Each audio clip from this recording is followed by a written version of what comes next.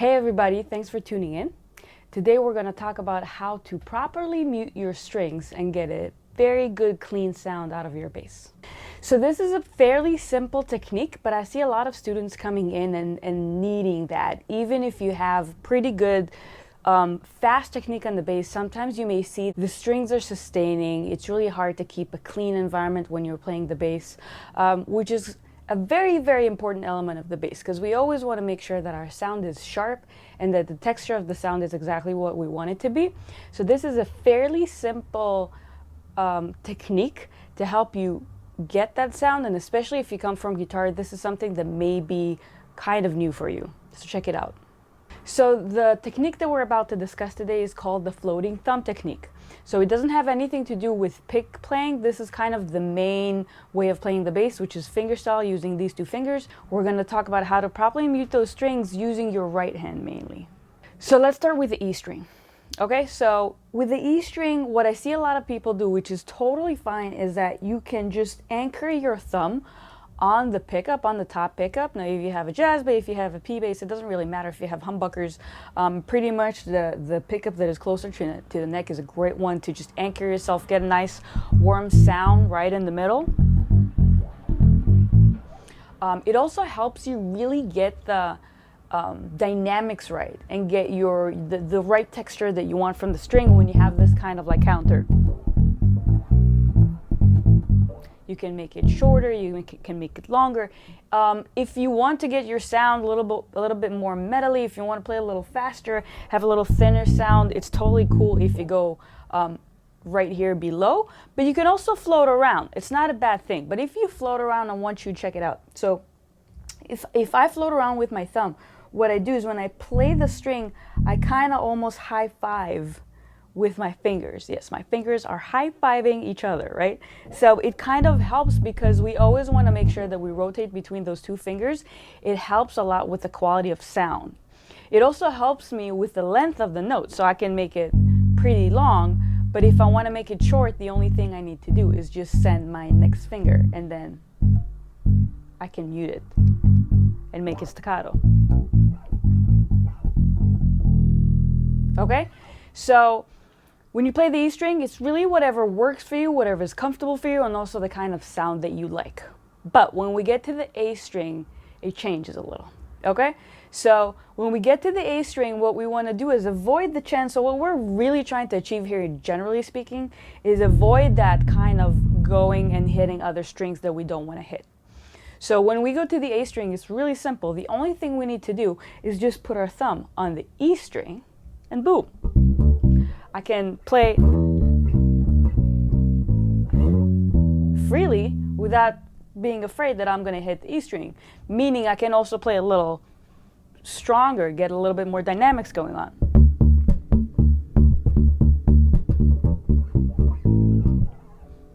You know? So it kind of really helps you be in control and not being afraid of hitting that other string, which really opens your options for a lot more dynamics in your playing. So far it's pretty easy. We've been just sitting on that E string, muting it, and then there's no chance of that E string to ring, right? So the next one is going to be a little trickier. So we're going to take our thumb, our floating thumb, we're going to put it on the A string. Now, yes, we're going to play the D string, but there's still the chance of either hitting the E string somehow, or sometimes if I'll play, for example, if I'll play the E, if I'll stop it and I'm not touching the E string, I'm playing any other note that may resonate with the E string. If I don't actually have something to damp it, there's going to be overtones coming in. And I want to avoid that, right? I want to have it as clean as possible, only the notes that I want to play. So what you do is you put your thumb on the A string, and then you gently just lean back with your hand only, lean back. And then what you do is basically you touch the E string with the back of your thumb so that essentially you're holding both strings. And then you can go freely.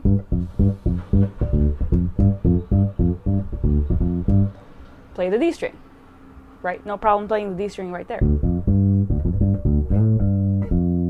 Again, as hard as you want, as punchy as you want.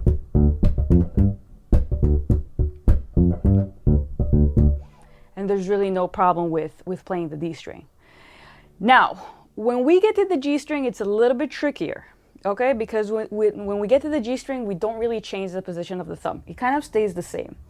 Now, apart from trying to get it as clean as possible, the other thing that the floating thumb technique really helps us with is to get a nice, healthy angle for your wrist. So if we play nothing but being anchored on the pickup, what happens when you go down is that your wrist has this really ugly angle, right? And this is not something that is very, like, if I'll go to the side, it will be something like this. We've got this little claw happening. And this is not going to be very healthy when you're playing. And obviously, it's not going to help with muting the other strings. But when we get to the G string, we actually usually don't go as far as having your thumb on the D string. Maybe in special occasions, but usually that's not what I do. So what I do is I stay on the A, because that's a really nice angle for me to play that G string. And now, even though we're not using them technically, the ring finger and the pinky, for me, they're just kind of resting on the strings. So I notice that my usual go-to is have the pinky kind of float around, be whatever it wants, usually on the A string, and then my ring finger is on the D string. And then when I play the G string, there really is no problem when I do that, right? Because I have everything else muted.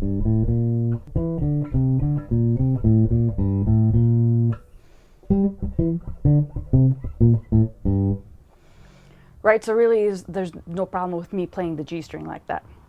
So this is kind of what the floating thumb system is all about. You just kind of go in between and mute.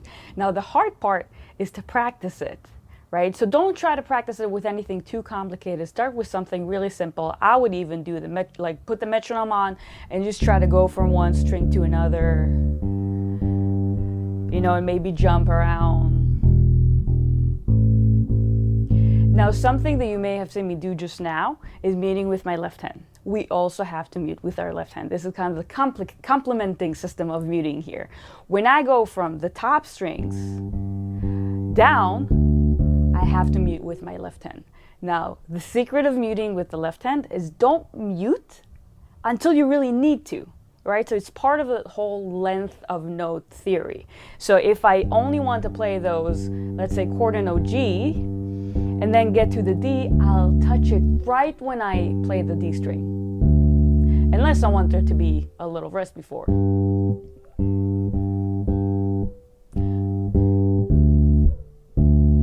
So I can still mute with my right hand using my fingers, but sometimes, as you can hear, there'll be a little bit of overtones left. So the way to stop it will be also just muting with your left hand, muting with both. It's kind of like a security system. So really use both hands when doing this muting system. Again, use it with the most easy exercises that you can, and then try to get short bass lines to practice it with, because it's kind of like learning how to run again.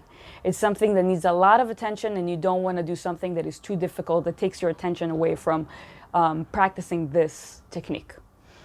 As usual, if you have any other questions, if you want to know really how to practice it and do and get the max out of this floating thumb technique, you're more than welcome to book a lesson with me. You can see it here on the links. I have a link to my profile, and you can directly book a lesson with me.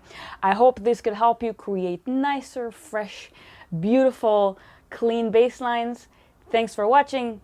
Please consider subscribing, and I'll see you very soon.